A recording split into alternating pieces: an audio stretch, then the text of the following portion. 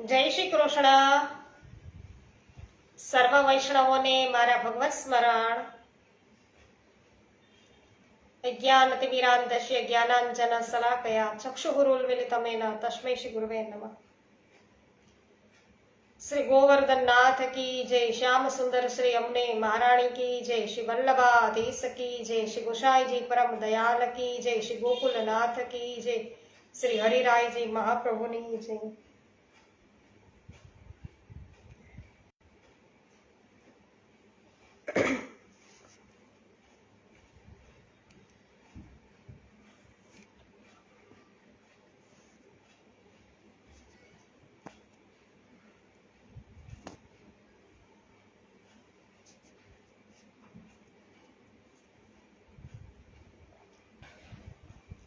વિનોદભાઈ ગજ્જર સર્વપ્રથમ ઉપસ્થિત થઈ ચૂક્યા છે. જય શ્રી કૃષ્ણ વિનોદભાઈ. ભાવનાબેન ગજ્જર જય શ્રી કૃષ્ણ. કંચનબેન પટેલ જય શ્રી કૃષ્ણ. સ્વાગત છે આપ સર્વનું. શ્રી ગર્ગ સંહિતા દ્વારિકા ખંડ અધ્યાય ચોથો લઈએ છીએ. શ્રી નારદજી બોલ્યા છે કે હે મિથલેશ્વર, હવે શ્રી કૃષ્ણ દેવના વિવાહનો વૃત્તાંત સંભળાવો. તો કાલે આપણે બળદેવજીના વિવાહનું વૃત્તાંત છે એ સાંભળ્યું. આજે શ્રી કૃષ્ણદેવના વિવાહનું વૃત્તાંત સાંભળવા કહે છે નારદજી. તો જે સર્વ પાપોને હરનારું પુણ્યજનક તથા ધર્મ અર્થ કામ અને મોક્ષ, તો મોક્ષ આમ આ બધાના રૂપ ચતુર્વર્ગમય ફળ આપનારું છે. ધર્મ અર્થ કામ અને મોક્ષ રૂપ ચતુર્વર્ગમય ફળ આપનારું આ વૃતાંત છે. વિદર્ભ દેશમાં ભીષ્મક નામે પ્રસિદ્ધ એક પ્રતાપી રાજા રાજ્ય કરતા હતા. ભીષ્મક રાજા, જે કુંડિનપુરના સ્વામી, શ્રી સંપન્ન તથા સર્વ ધર્મવેતાઓમાં સર્વશ્રેષ્ઠ હતા. તેમને રૂકમણી નામે એક પુત્રી થઈ, જે લક્ષ્મીજીના અંશ હતી. તે એટલી બધી વધારે સુંદરી હતી કે તેમની સમક્ષ કરોડો ચંદ્રમા પણ ફીકા નિસ્તેજ લાગતા હતા, અને તે સદગુણ રૂપી આભૂષણોથી વિભૂષિત હતી. તો પહેલાની આ વાત છે. એક દિવસ મારા મુખેથી શ્રી હરિના અલૌકિક ગુણોનું વર્ણન સુણી અને એ રાજકુમારી પરિપૂર્ણતમ ભગવાન શ્રી કૃષ્ણને પોતાને યોગ્ય પતિ માનવા લાગી. આ રૂકમણીજી નારદજીના મુખેથી કથા સાંભળતી હતી ને પ્રભુની, તે રૂક્ષ્મણીજીને એમ થયું કે આ મારે લાયક પતિ છે એમ. તો આ પ્રમાણે મારા મુખેથી રૂકમણીના રૂપ અને ગુણોનું વર્ધક વર્ણન સુણી અને શ્રી હરિએ તેને પોતાને પણ યોગ્ય પત્ની માની અને તેની સાથે લગ્ન કરવાનો મનોમન સંકલ્પ કર્યો. તો રૂકમણીની બધી વાતો છે એ પ્રભુએ સાંભળી, એટલે પ્રભુને પણ એવું થયું કે આને પત્ની છે એ બનાવવી, એવો મનોમન સંકલ્પ કર્યો. શ્રી કૃષ્ણના ભાવને જાણનારા સર્વધર્મજ્ઞ રાજા ભીષ્મકે પણ પોતાની એ કન્યાને તેમના હાથમાં દેવાનો નિર્ણય કર્યો. તો રૂક્ષ્મણીએ એમને પતિ તરીકે વરવા માટે છે સ્વીકારવા માટે વિચાર કર્યો. પ્રભુએ પત્ની તરીકે રૂકમણીનો સ્વીકાર કરવાનો વિચાર કર્યો, અને રૂકમણીના પિતા રાજા ભીષ્મકે પણ એ કન્યા છે એનો હાથ છે એ પ્રભુના હાથમાં દેવાનો નિર્ણય કર્યો હતો. કિંતુ યુવરાજ રૂકમીએ પ્રયત્નપૂર્વક પિતાને રોક્યા અને શ્રી કૃષ્ણના શત્રુ મહાવીર શિશુપાળને રૂકમણીને યોગ્ય વર માન્યા. કે આપણે તો આ રૂકમણીનો વિવાહ ખરેખર તો શિશુપાલ સાથે કરવો જોઈએ. કે તો શિશુપાલ તો પ્રભુનો શત્રુ છે. તો હે મિથલેશ્વર, આ ભીષ્મ કુમારી રૂકમણીના મનમાં ઘણું બધું દુઃખ થયું, અને તેણે એક બ્રાહ્મણને પોતાનો દૂત બનાવી અને મહાત્મા શ્રી કૃષ્ણની પાસે મોકલ્યો. બ્રાહ્મણ દેવતા જ્યારે દિવ્ય દ્વારિકાપુરીમાં ગયા ત્યારે શ્રી કૃષ્ણે તેની આગતા સ્વાગતા કરી. તેણે ત્યાં ભોજન કર્યું અને શ્રી કૃષ્ણના મંદિરમાં જ આસન જમાવીને આરામ કર્યો. પછી મહાત્મા શ્રી કૃષ્ણે તેમને કુશળ સમાચાર પૂછ્યા. તેમની આજ્ઞા લઈ અને બ્રાહ્મણે તેમની બધી વાતો કરી. રૂકમણીનો પત્ર વાંચતા તેઓ બોલ્યા, સ્વસ્તિ શ્રી નિત્યાનંદ મહાસાગર શ્રીમદ દિવ્ય ગુણ પરિપૂર્ણ વસુદેવ નંદન શ્રી કૃષ્ણ જોગલીખી કુંડનીપુરથી રૂકમણીના કોટિશઃ પ્રણામ સ્વીકારશો. આ રૂકમણીએ પત્ર લખ્યો છે પ્રભુને. અહીં સૌ કુશળ છે, ત્યાં પણ બધા કુશળ હશો. આગળ આપનો પત્ર આવ્યો અને શ્રી નારદજીની વાણીથી પણ જાણ થઈ કે આપ પ્રકૃતિથી પરમાત્મા છો. જો કે સર્વજ્ઞ હોવાના નાતે આપ તો સર્વ કાંઈ જાણો જ છો, તો પણ હું આપને ગુપ્ત વાત કહું છું. હે મહામતે, આપ મને વીરના ભાગ પોતાના અંશ જાણો અને સ્વીકાર કરો.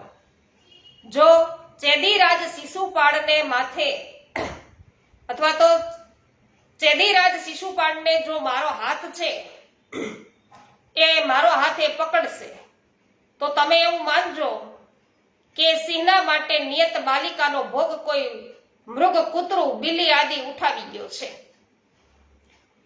એટલે કહેવાનો અર્થ એમ છે કે જો શિશુપાલ સાથે મારા લગ્ન થશે, શિશુપાલે મારો હાથ પકડ્યો, તો તમારે એવું સમજવું કે સિંહે છે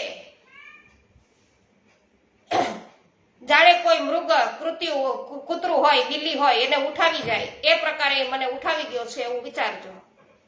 જો આપ એમ વિચારતા હો કે તમે તો પુંડરીકપુરના દુર્ગમાં નિવાસ કરો છો, તમને હું કયા પ્રકારે લગ્ન કરીને વરીશ, બરાબર કઈ રીતે લાવીશ, તો આ વિષયમાં પણ તમે સંભાળી લેજો અથવા તો સાંભળી લેજો કે હે હરે, અહીંની કુળ પ્રથા અનુસાર લગ્નના એક દિવસ પહેલા રાજકુમારી છે એ કુળદેવીના મંદિરે જાય છે. આ યાત્રા ઘણી ધામધૂમપૂર્વક કરવામાં આવે છે. તેથી હું જ્યાં કુળદેવીનું મંદિર છે ત્યાં આવીશ. હે પ્રભુ, ત્યાં આપ મને સાથે લઈ જજો, એટલે કે ત્યાંથી તમે મને સાથે લઈ લેજો. નારદજી બોલ્યા કે હે રાજન, બ્રાહ્મણના મુખેથી રૂકમણીના આ વિચારને સાંભળીને સર્વને માન દેનારા ભગવાન શ્રી કૃષ્ણે પોતાના સાથી દારૂકને બોલાવીને એવું કહ્યું કે મારો રથ સત્વરે જોડીને તૈયાર કરો. પ્રભુ કે પાછલી રાત્રે વૈકુંઠથી પ્રાપ્ત થયેલા એ રથને કે જે કિંકડી ઝાડથી યુક્ત અને સુવર્ણ અને રત્નોથી જડિત હતો, શોભ્ય, સુગ્રીવ, મેઘપુષ્પ અને બલાહક નામના શ્રેષ્ઠ અશ્વોને દારૂકે સજ્જિત કર્યા અને અશ્વો ચંચળ તથા ચારુ ચામરોથી વિભૂષિત હતા. તેનાથી યુક્ત સહસ્ત્રો સૂર્યોના સમાન તેજસ્વી એ દિવ્ય વિશાળ રથ પર લક્ષ્મીપતિ શ્રી કૃષ્ણે પહેલા તો સ્વહસ્તે બ્રાહ્મણ દેવતાને બેસાડ્યા અને સ્વયં સારથીની પીઠ પર પોતાના ચરણ કમળો રાખીને રથ પર આરૂઢ થયા. હે રાજન, આ પ્રમાણે ભગવાન શ્રી કૃષ્ણ વિદર્ભ દેશ જવાને નીકળ્યા. શ્રી કૃષ્ણ એકલા જ રાસ મંડળની વચ્ચેથી રાજકુમારીને હરણ કરી લાવવાને ગયા છે. તો એ સચરાચરથી અત્યારે પ્રભુ છે રથ પર આરૂઢ થઈ અને રૂક્ષ્મણી છે એમના દેશમાં પ્રવેશ કરે છે. અને એ સમાચારથી બળદેવજીને યુદ્ધની શંકા થઈ. તેથી તે ભાઈની સહાયતા કરવાને માટે સમર્થ બળવાનથી યુક્ત સઘળી યાદવ સેનાને લઈ અને વિપક્ષી રાજાઓને જીતવાને માટે પાછળથી ત્વરિતપણે ગયા. પ્રાતઃકાળ થતા થતા બ્રાહ્મણ અને રથની સાથે ભગવાન શ્રી કૃષ્ણ આ કુંડિનપુરના ઉપવનમાં પહોંચી ગયા. ત્યાં એક આંબલીના વૃક્ષની તળે અશ્વોની ઝૂલ બિછાવીને તે બેઠા. તે સ્થળેથી થોડેક દૂર ઉત્તમ કુંડલીકપુર દેખાતું હતું અને તે નગર ઘણા મોટા દુર્ગથી ઘેરાયેલું હતું અને 7 યોજન ગોળાકાર ભૂમિ પર વિસ્તરેલું હતું.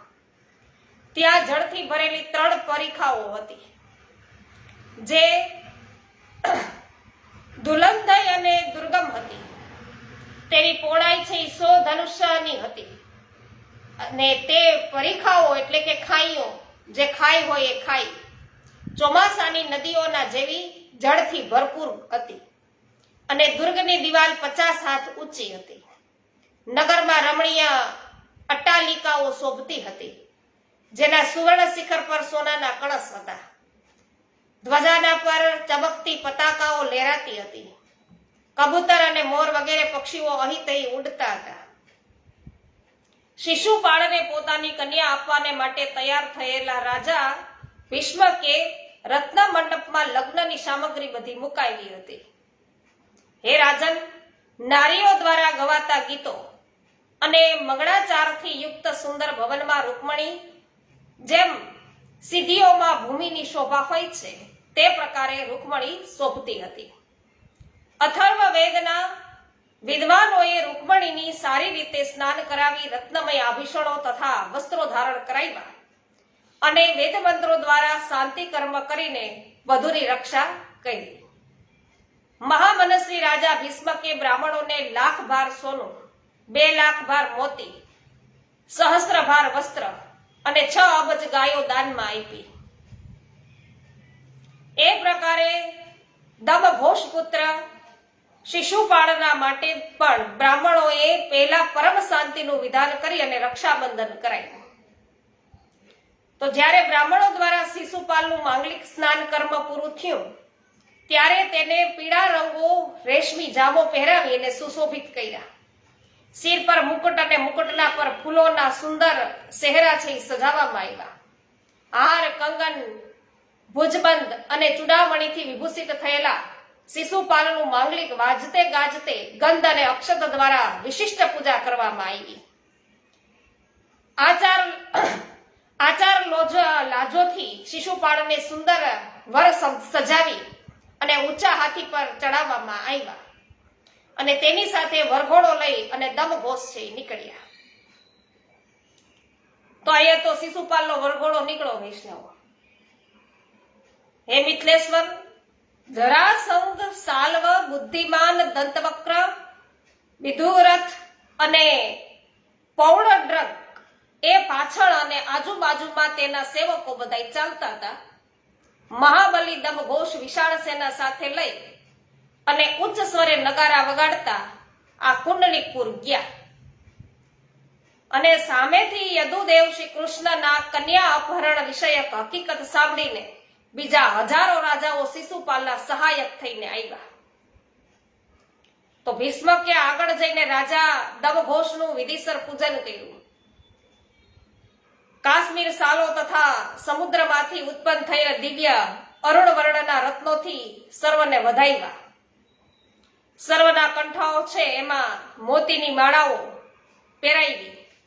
સુગંધી પુષ્પરસથી સૌનું સ્વાગત કર્યું અને એ રાજ્યમાં રાજાઓની શિબિરોમાં નૃત્યાંગનાઓ છે એના નૃત્ય થતા હતા, મૃદંગ વગાડાતા હતા. તે વખતે વિદર્ભના મહારાજે પધારેલા રાજાઓ સહિત વરના માટે અલગ અલગ નિવાસ સ્થાનો છે એ પ્રદાન કર્યા. તો આ પ્રમાણે શ્રી ગર્ગ સંહિતામાં દ્વારિકા ખંડના શ્રી નારદ બહુલાશ્ચ સંવાદમાં કુંડલીકપુરની યાત્રા નામનો આ ચોથો અધ્યાય છે પૂરો થયો. શ્રી કૃષ્ણ કન્હૈયા લાલ કી જય. વિનોદભાઈ જય હો. વ્રજભાઈ કંડોરિયા સ્વાગત છે. પોસ્ટ શેર કરવા બદલ આભાર. નીતાબેન પોસ્ટ શેર કરવા બદલ આભાર, તમારું સ્વાગત છે. મયંકભાઈ સાકરિયા સ્વાગત છે. જે.આર. વડાલિયા પોસ્ટ શેર કરવા બદલ આભાર, સ્વાગત છે આપનું. દીપાબેન અજોડિયા સ્વાગત છે. પાવતીબેન ઠુમર સ્વાગત છે. પિયુષભાઈ તેજુરા સ્વાગત છે. ઠાકુર બચ્ચાની સ્વાગત છે. શામજીભાઈ નકુમ, પ્રિન્સભાઈ નકુમ, પમીબેન રકુમ, સર્વનું સ્વાગત કરું છું. કાંતાબેન કોઠડિયા, કુંદનબેન પરમાર, હેમાબેન ગુજરાતી, જ્યોત્સનાબેન ધામેચા, ગોપાલભાઈ વગાસિયા, સર્વ વૈષ્ણવજનોનું સ્વાગત છે. નૂતનબેન જાવિયા, મંગલાબેન રૂપારેલ, લલિતાબેન અકબરી, હંસાબેન ચાંગાણી, રમેશભાઈ ચાંગાણી, કોમલબેન, રાહુલભાઈ, સર્વનું સ્વાગત છે. પોસ્ટ શેર કરવા બદલ આભાર. માધુરીબેન મિસ્ત્રી સ્વાગત છે. જય હો. ગોપાલભાઈ રાદડિયા સ્વાગત છે આપનું. અધ્યાય 5મો લઈએ વૈષ્ણવ. શ્રી નારદજી કહે છે કે હે રાજન, શ્રી કૃષ્ણના ચરણાર ચરણવિંદનું ચિંતન કરતા હા, કાલે મંગળવારે પવિત્ર એકાદશી છે. શ્રી કૃષ્ણના ચરણારવિંદનું ચિંતન કરતા કમળલોચના ભીષ્મકુમારી રૂકમણી તેમના વિના જીવનને વ્યર્થ માનવા લાગી અને તે નિરંતર ઘનશ્યામનું ધ્યાન ધરતી હતી. આ અવસ્થામાં તે મનોમન એવું કહેવા લાગી રૂકમણી કે અહો, મારા લગ્નનું મુહૂર્ત ને હવે એક જ રાત્રિ બાકી રહી છે, પરંતુ મારા પ્રિયતમ શ્રી કૃષ્ણચંદ્ર આવ્યા નથી. હું જાણતી નથી કે એનું કારણ શું છે. જે બ્રાહ્મણ દેવતા તેમને પાસે ગયા હતા તે પણ હજી પાછા ફર્યા નથી. હે વિધાતા, આમાં શો હેતુ હશે? યદુકુળ તિલક દેવેશ્વર શ્રી કૃષ્ણ નક્કી જ મારામાં કોઈક દોષ જોઈ અને મારા પાણી ગ્રહણ કરવાને નિમિત્તે વધારે ઉદ્યત થઈ અને આવી રહ્યા નથી. તો કે મારો હાથ પકડવા માટે પાણી ગ્રહણ કરવા મારો હાથ ચાલવા હજુ સુધી આવી રહ્યા નથી. હાય વિધાતા, હવે હું શું કરું? હાય હાય, મને અભાગણીને માટે વિધાતા અનુકૂળ નથી. ચંદ્રશેખર ભગવાન શિવ તથા ગણેશજી પણ પ્રતિકૂળ થયા છે, તો ભગવતી ગૌરીએ પણ મારાથી મોહ ફેરવી લીધું અને ગાય તથા બ્રાહ્મણ પણ મારા અનુકૂળ નથી. આવું પોતે મનમાં વિચાર્યા કરે છે, કારણ કે હજી સુધી પ્રભુ છે એના દર્શન એને થયા નથી, આવ્યા એવું નથી એને ખબર. તે નારદજી કહે છે કે હે રાજન, આ પ્રમાણે ચિંતામાં પડેલા એ ભીષ્મક રાજકુમારી મહેલની અટારીમાં ચક્કર લગાવતા ઊંચા શિખર પરથી શ્રી કૃષ્ણની રાહ જોવા લાગ્યા. એટલામાં જ રૂકમણીનું ડાબું અંગ ફરકવા લાગ્યું. માનો તે જ તેની શંકાનો ઉત્તર અથવા સમાધાન હતું. કાળને જાણનાર સર્વમંગળ શ્રી ભીષ્મક નંદિનીએ એ અંગ સ્ફુરણથી ઘણા રાજી થયા કે હાલો, મારું ડાબું અંગ ફરક્યું, હવે બધું મંગળ થાય. તો તે વખતે શ્રી કૃષ્ણે મોકલેલ બ્રાહ્મણ તત્કાળ ત્યાં આવી પહોંચ્યા અને શ્રી કૃષ્ણના આગમન સંબંધી સમગ્ર વૃત્તાંત તેમણે ધીમેથી રૂકમણીને કહ્યું. તો તેનાથી ભીષ્મક રાજકુમારીને તો ઘણો હર્ષ થયો અને તે બ્રાહ્મણ દેવતાના ચરણોમાં પ્રણત થઈને એવું બોલી કે હે વિપ્રવર, હું તમારા મનથી કદી પણ દૂર નહીં જઈશ. અર્થાત તમારી કુળ પરંપરામાં ધન સંપત્તિનો કદી અભાવ નહીં થાય, એ મારું પ્રતિજ્ઞાપૂર્ણ વચન છે. વિદર્ભ રાજ ભીષ્મકે જ્યારે એવું સાંભળ્યું કે મારી કન્યાના લગ્ન નિહાળવાના માટે ઉત્સુક થઈ અને બલરામ અને શ્રી કૃષ્ણ બંને ભાઈઓ પધાર્યા છે, ત્યારે તે બ્રાહ્મણોની સાથે તેમને તેડવા માટે જવાને નીકળ્યા, કેમ કે તેમને તેમના પ્રભાવનું પૂરેપૂરું જ્ઞાન હતું. મંગલ પાત્રોમાં ગંધ અને અક્ષત ભરીને વસ્ત્ર તથા રત્ન રાશિ મૂકી અને માંગલિક વાજિંત્રોની સાથે તે આવ્યા. તો મધુપકરોના કોટિશઃ કળશ સમૂહ સજાવીને રાજા ભીષ્મકે બલરામ અને શ્રી કૃષ્ણ બંને પરમેશ્વર બંધુઓનું વિધિપૂર્વક પૂજન કર્યું. પૂજન કરીને તે મનોમન એ વિચારી અને એવો દુઃખી થયા કે ઓહો, મેં એમને મારી કન્યા કેમ ન આપી. તેમને આનંદપૂર્વક સેના સહિત આનંદવનમાં ઉતારો આપ્યો અને તેમણે પ્રણામ કરીને તે પોતાના મહેલમાં પાછા ફર્યા. ત્રિલોકના લાવણ્યનો નિધિ પરમાત્મા શ્રી વસુદેવ નંદનનું આગમન સાંભળી અને કુંડરીકપુરના લોકો ત્યાં આવ્યા અને પોતાના નેત્રો વડે તેમના મુખારવિંદની મકરંદ સુધા પાન છે કરવા લાગ્યા. તે નગરજનો પરસ્પર બધા એવી વાતો કરવા લાગ્યા કે હે બંધુઓ, આ રૂકમણી તો ભગવાનના જ પત્ની બનવાને યોગ્ય છે, બીજા કોઈની નહીં. કે તો એ નગરજનોએ શ્રી કૃષ્ણ અને રૂકમણીના લગ્ન થાય તે માટે વિધાતાને પ્રાર્થના કરતા પોતાના બધા પુણ્યો સમર્પણ કર્યા અને શ્રી કૃષ્ણના લાવણ્યના બંધનમાં તેઓ બંધાયા અને તેમણે પુનઃ આપસમાં આમ એવું કહેવા માંડ્યા કે જો અહીં એમના લગ્ન થઈ જાય તો એ કદી કદી સ્વયં શ્વશુરને ગૃહે અવશ્ય આવતા રહેશે કે, અને તે વખતે બધા લોકો નિકટથી એમના દર્શન કરશે અને કૃતકૃત્ય થશે કે આનું લગ્ન અહીંયા જ થઈ જાય રૂકમણી સાથે તો કેવું સારું. કે ઘડીએ વારે પ્રભુ એના સસરા પક્ષમાં તો અહીંયા આવશે, ઈ બાને બધાય દર્શન કરશે. તો લોકોમાં એમના દર્શનથી વંચિત થઈને દીર્ઘકાળ પર્યંત જીવવાનો શો અર્થ, શો લાભ, એવું બધા વિચારતા હતા. એ નરેશ્વર જ્યારે લોકો આ પ્રમાણે બધાય વાતો કરતા હતા ને તે જ વખતે ભીષ્મક રાજકુમારી રૂકમણી ગિરિરાજ નંદિની ઉમાનું પૂજન કરવાના માટે પોતાના બધી સખીઓની સાથે અંતઃપુરમાં બહાર નીકળ્યા. તો શ્રી કૃષ્ણે તેના હૃદયને હરી લીધું અને તે વખતે ભેરી, મૃદંગ અને દુદુભીનો જોરશોરથી ધ્વનિ થવા લઈ ગયો. સારા ગાયકો ગીતો ગાવા લઈ ગયા. બંદીજન અને માગધ યશોગાન કરવા લઈ ગયા અને વરાંગનાઓના મનોહર નૃત્ય થવા લઈ ગયા અને એ બધાની સાથે જય જયકારનો મંગળ ઘોષ છે ઉચ્ચ સ્વરે ગુંજાવા લઈ ગયો. લક્ષ્મી સ્વરૂપા રૂકમણી કોટીચંદ્ર મંગળની કાંતિ ધારણ કરી રહી હતી. બાળ રવિના સમાન દીપ્તિમાન કુંડળ તેમના કાનોની શોભા વધારતા હતા અને પાર્શ્વવર્તીની પરિચારિકાઓના સમૂહ શ્વેત છત્ર ધરીને વ્યંજન અને ચમકતા ચાવર ડુલાવતા તેમની સેવામાં રહેલા હતા. મ્યાનમાંથી ખેંચેલી લાખો શ્વેત રંગની ખુલ્લી તલવારો હાથમાં લઈને પગે ચાલીને વીર યોદ્ધા તેમનું રક્ષણ કરતા હતા અને તેમનાથી થોડેક જ દૂર ઘોડે સવાર, રથ અને હાથી સવાર યોદ્ધાઓ પણ અસ્ત્ર શસ્ત્ર સહિત રાજકુમારીના રક્ષણમાં રહેલા હતા. રાજકુમારી બહાર નીકળ્યા ને મહેલથી તો એટલા બધા હતા એના ભેગા.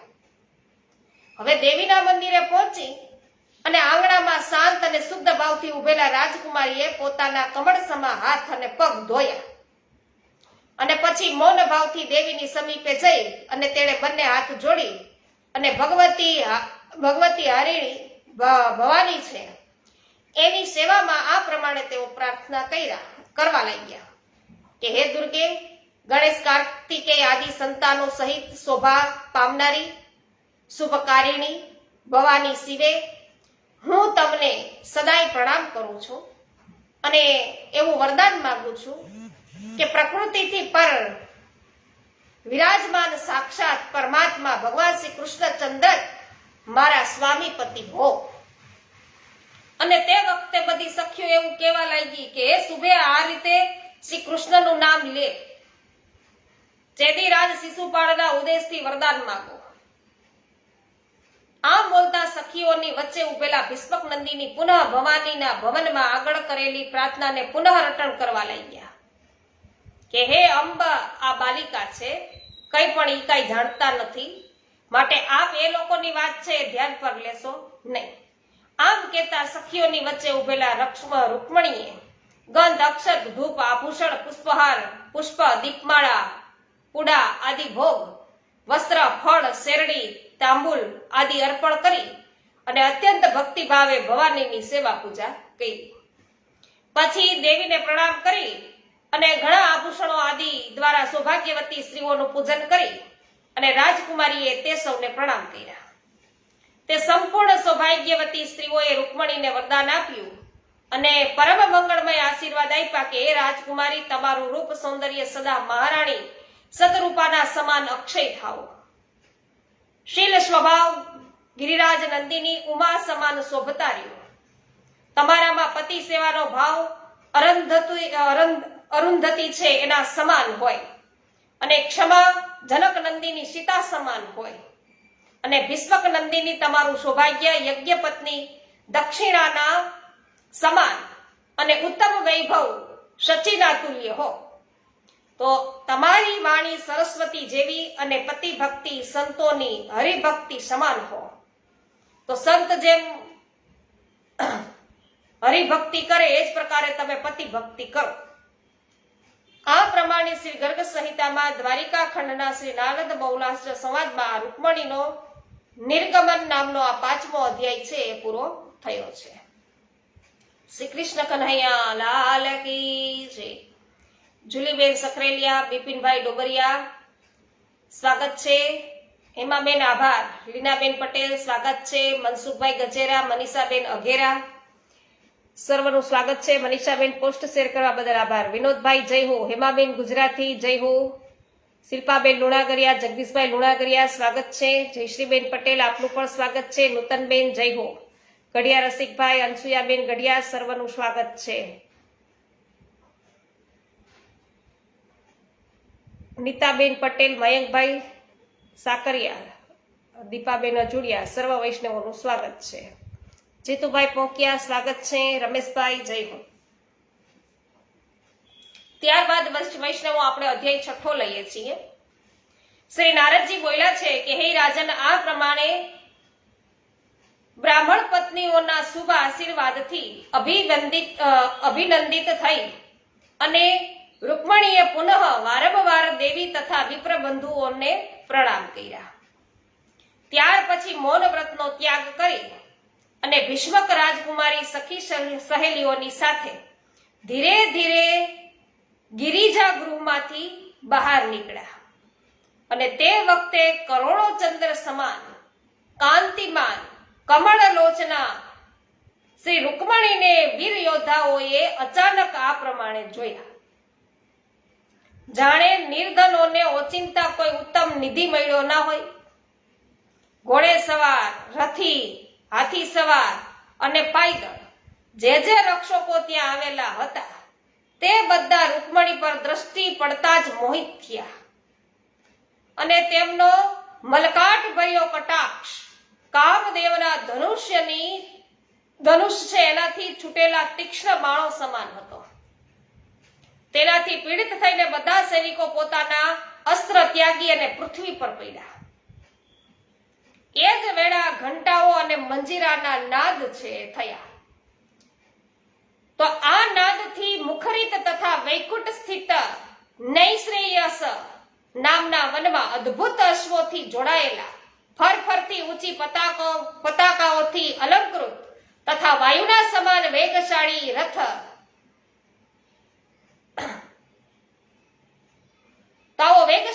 દ્વારા દારૂક સારથી છે એના સહિત શ્રી હરિ પોતાની સેનાની ટક્કરથી એ રક્ષક સેનામાં ખળભળાટ ઉત્પન્ન કરી અને તત્કાળ ત્યાં ઘૂસી ગયા. તો શત્રુઓની નજર આગળ શીઘ્ર જ સ્ત્રી સમુદાયો છે એની પાસે પહોંચી અને ભગવાન શ્રી કૃષ્ણે ભીષ્મક નંદિની રૂકમણીને પોતાના રથ પર ચડાવી અને જેમ ગરુડ દેવતાઓની નજર છે એની આગળ અમૃતનો કળશ ઉઠાવીને ગયો હતો તેવી જ રીતે તેમણે રાજકુમારી છે એનું અપહરણ કર્યું. તો પ્રભુએ અહીંયા છે રૂકમણીને રથ ઉપર બેહાડી દીધા. હે રાજન, તે વખતે શસ્ત્રોમાં ઉત્તમ દિવ્ય એવું સાડમ ધનુષનો વારંવાર ટંકાર થતો હતો અને પછી અતિ વેગથી પોતાની સેનામાં શ્રી હરિના પાછા ફરતા દેવતાઓના દુંદુભીઓ, યાદવો છે એના નગારાઓ અને સાથે સાથે ઘણા બીજા ધ્વરીઓ પણ છે વાગી ઉઠ્યા. તો સિદ્ધ અને સિદ્ધોની કન્યાઓ તથા દેવલોક હર્ષથી શ્રી કૃષ્ણના રથ પર નંદનવનમાં ફૂલોની વર્ષા કરવા લાગ્યા. ત્યારે જય જયકારના ધ્વનિની સાથે બલરામ સહિત શ્રી કૃષ્ણ ધીરે ધીરે ત્યાંથી જવા લાગ્યા.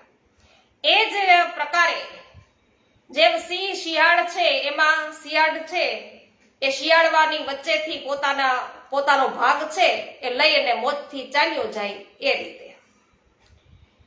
તો બધા શિયાળિયાઓ બધા છે ખાતા પીતા હોય, એમાં સિંહ પોતે આવે એનો ભાગ હોય એ પોતે નિડરતાથી લઈ અને પાછો ધીમે ધીમે હાલ્યો જાય. એમ પ્રભુ છે રૂક્ષ્મણીને ઉઠાવી એટલા બધા સમુદાયની વચ્ચેથી પણ નીકળી ગયા છે. તો રૂકમણીનું હરણ થઈ જતા ભારે કોલાહલ મચી ગયો. રક્ષક સૈનિકો આપસમાં જ શસ્ત્રોના પ્રહારપૂર્વક યુદ્ધ કરવા લાગ્યા.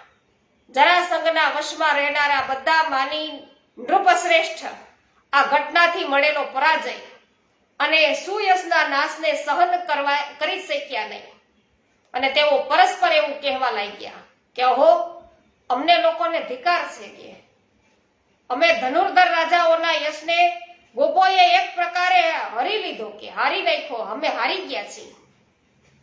તો હરી લીધો જેમ શિયાળોએ સિંહનો યશ હરણ કરી લીધો ન હોય તો આનાથી વધારે અમારો કયો પરાજય હોઈ શકે કે એટલા બધાની વચ્ચેથી અહીંયા સેનાઓ બધી ઉપસ્થિત હતી અને પ્રભુ છે એ રૂકમણીનું અપહરણ કરી ગયા. આમ કહીને બધા જ ક્રોધથી ધૂંધવાઈ ઉઠ્યા અને ધ્રુત કીડા ચોપાટ આદિ ખેલવાનું છોડી અને કવચ અને સેનાથી સુસજ્જ થઈ અને તેમણે યુદ્ધ કરવાને શસ્ત્રો ઉઠાવ્યા. આ ક્રોધથી ભરાયેલા પ્રોંડક બે અક્ષોહિણી સેના સાથે મહાવીર વિદુરથ 3 અક્ષોહિણી સેના સાથે, અત્યંત દારૂણ દંતવક્ર 5 અક્ષોહિણી સેના સાથે, રાજપુરના સ્વામી રાજા સાલ્વ 3 અક્ષોહિણી સેના સાથે તથા મહામનસ્વી યાદવોના સમક્ષ યુદ્ધ કરવાને બધાય આવ્યા. અને ચેદીરાજ શિશુપાળ છે, એ શિશુપાળના પક્ષવાળા બીજા હજારો યોદ્ધાઓ પણ શ્રી કૃષ્ણની સામે ધનુષ ટંકાર કરતા કરતા યુદ્ધ કરવાને માટે આવ્યા. તો પ્રલયકાળના મહાસાગરની પેઠે એ વિશાળ સેનાને જોઈ અને યદુશ્રેષ્ઠ યોદ્ધા તેને પાર કરવાના માટે શ્રી કૃષ્ણની પાસે આવ્યા. શ્રી કૃષ્ણ જ તેમના કેવટ અને જહાજ હતા. દેવતા અને દાનવોની પેઠે તે સ્વકીય અને પરકીય સેનાઓમાં અત્યંત અદ્ભુત તથા રોમાંચકારી તુમુલ યુદ્ધ થવા લાગ્યું. એ સંગ્રામમાં રથીઓની સાથે, પાયદળ પગે, હાથી સવારોની સાથે અને ઘોડેસવારો સાથે ઝૂઝવા લાગ્યા. અને શસ્ત્રોની વર્ષા છે એવી થઈ કે અંધકાર છવાઈ ગયો. ને તે વખતે રૂકમણીને ભયથી વિહવળ થયેલા જોઈ અને ભગવાન શ્રી કૃષ્ણએ અભયદાન દેતા એવું કહ્યું રૂકમણીને કે ડરો નહીં. બળદેવજીના નાના ભાઈ વીરવર ગદ પોતાના મહાન ધનુષને કંપાવતા શત્રુઓની સેનામાં એવી રીતે ઘૂસી ગયા જાણે વનમાં દાવાનળ ન પ્રવેશ્યો હોય. તો ગદાના બાણોથી અંગો છેદાઈ જવાના કારણે કેટલાક રથી યોદ્ધાઓના કવચ કપાઈ અને છિન્નભિન્ન થઈ ગયા. અશ્વો અને બધા સારથીઓ છે માર્યા ગયા તથા તે સ્વયં પણ પ્રાણ શૂન્ય થઈ અને ભૂમિ પર ઢળી પડ્યા. પાયદળ યોદ્ધાઓના પગ છે કપાઈ ગયા.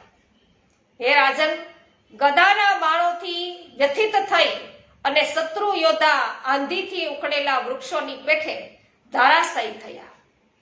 હે નરેશ્વર, અશ્વો પર ચડેલા કેટલાય વીરગદના બાણોથી વિદીર્ણ થઈ અને આ સમ્રાંગણમાં અશ્વો સહિત પડ્યા. આ પ્રકારે ગદના બાણોથી કુંભસ્થળ ફાટી જવાના કારણે વચ્ચેથી વિદીર્ણ થયેલા હાથી કુષ્માંડના ટુકડાની જેમ પૃથ્વી પર પડીને શોભા પામતા હતા. પછી શત્રુઓની સમગ્ર સેના છે નાસી છૂટી. એ જોઈને ગદા યુદ્ધ વિશારદ મહાબળવાન સાલ્વે ગદના પર પોતાની ગદાનો પ્રહાર કર્યો.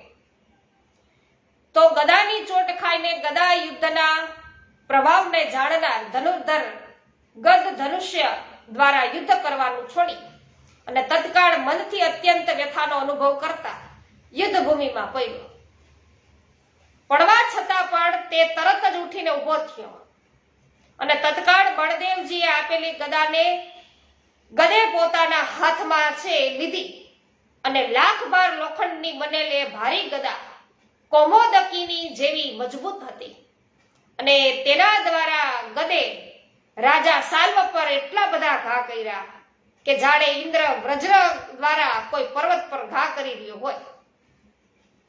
તો ગદાના પ્રહારથી વ્યથિત રાજા સાલ્વ જ્યારે પૃથ્વી પર પડ્યો ત્યારે પૌંડ્રક, જરાસંઘ, દંતવક્ર અને વિદુરથ એ ચારેય વીર છે ગદ પ્રતિ રોષે ભરાઈ ગયા અને ત્યાં આવ્યા. અને મહાવીર પૌંડ્રકે પણ જેમ કોઈ કટુ વચનોથી મિત્રતાના સંબંધને તોડી નાખે છે તે પ્રકારે 10 તીક્ષ્ણ બાણ મારી અને ગદના રથ પર લહેરાતી પતાકા છે અને ફાડી નાખી. હે રાજેન્દ્ર, ત્યાર પછી દંતવક્રે ગદાના ઘાથી ગદના સુંદર રથને પણ ચૂરેચૂરા કરી નાખ્યા. હે વિદેહરાજ, આ પ્રકારે જરાસંઘે એ રથના અશ્વોને મારી નાખ્યા અને વિદુરથે સારથીને તીક્ષ્ણ બાણોથી મારી અને પૃથ્વી પર પાડ્યા. ત્યારે હાથમાં મુશળ લઈને બળવાન બળદેવજી ઘણી ઝડપથી ત્યાં આવ્યા અને તેમણે દંતવક્રના વિકરાળ અને ભયંકર મુખ પર જોરથીને પ્રહાર કર્યો અને સમ્રાંગણમાં યુદ્ધ કરતા દંતવક્રના મુખ પર મુશળનો ઘા લાગવાથી તેના મુખમાં જે એક વાંકો દાંત રહેલો હતો તે પણ ભૂમિ પર પડી ગયો. પછી તો રૂકમણી સહિત દૈન્ય શાસન શ્રી હરિ હસવા લાગ્યા. તે વખતે રોષથી ભરાઈ ગયેલા બળદેવજીએ પોતાના મુસળથી ઝડપથી પોંડ્ર, જરાસંઘ તથા દુષ્ટ વિદુરને પણ છે એ ચોટો લગાવી અને ત્રણેય વીરો છે લોહીથી લથપથ થઈ અને યુદ્ધ ભૂમિમાં મૂર્છિત થઈને પડ્યા. ત્યાર પછી ત્યાં આવેલી બધી સેનાને ક્રોધિત થયેલા બળવાન મહાબળવાન બળદેવે હળથી ખેંચી અને મુસળના મારથી મોતને ઘાટ ઉતાર્યા અને સમ્રાંગણમાં 10 યોજન દૂર સુધી હાથી, અશ્વો અને પાયદળ સૈનિકો ફેંકાઈને બધાયના ચૂરે ચૂરા થઈ ગયા અને પૃથ્વી પર સદાને માટે પડ્યા. ત્યારે મરતા મરતા બચેલો જરાસંઘ આદિ બધા રાજાઓ છે મેદાન છોડીને નાસી છૂટ્યા અને જેનો ઉત્સાહ છે નાશ પામ્યો છે તથા જે અત્યંત હતોત્સાહ થયા હતા તે શિશુપાળની પાસે જઈને એવું બોલ્યા કે હે પુરુષ સિંહ, તમે તમારા મનના શોકને છોડી દ્યો. એક લગ્ન તો શું, આ પૃથ્વી પર તમારા 100 લગ્ન થશે કે અમે લોકો આજે જ દ્વારિકામાં જઈ અને બલરામ શ્રી કૃષ્ણને બાંધી લઈશું કે અને સમુદ્રી કાંચી ધારણ કરનારી આ પૃથ્વીને યાદવોથી અમે સૂની કરી દઈશું કે. તો આ પ્રકારે મિત્રોને છે બોધ દેતા આ ચેદીરાજ શિશુપાળ ચંદ્રિકાપુર ચાલ્યો ગયો અને મરતા મરતા બચેલા બીજા બધા નરેશો એટલે કે રાજાઓ પણ પોતપોતાના નગરે પધાર્યા. તો આ પ્રમાણે શ્રી ગર્ગ સંહિતામાં દ્વારિકા ખંડના શ્રી નારદ બહુલાશ્ચ સંવાદમાં રૂકમણી હરણ અને યદુવંશીઓનો વિજય એ નામનો આ 6થો અધ્યાય છે અહીંયા પૂરો થયો. શ્રી કૃષ્ણ કન્હૈયા લાલ કી જય. વિનોદભાઈ જય હો. વિઠ્ઠલભાઈ ગોંડલિયા સ્વાગત છે. દિનેશભાઈ સંચારા સ્વાગત છે. ધનસુખભાઈ દોશી આપનું સ્વાગત, જોશી ધનસુખભાઈ જોશી આપનું સ્વાગત છે. નીતાબેન પટેલ જય હો. અર્જણભાઈ કડછા સ્વાગત છે. શિલ્પાબેન લુણાગરિયા જય હો. કૃષ્ણાભાઈ હિરપરા સ્વાગત છે.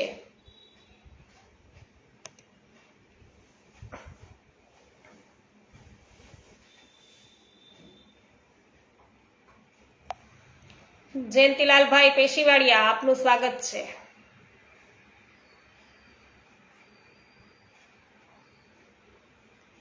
શ્રી ગોવર્ધનનાથ કી જય.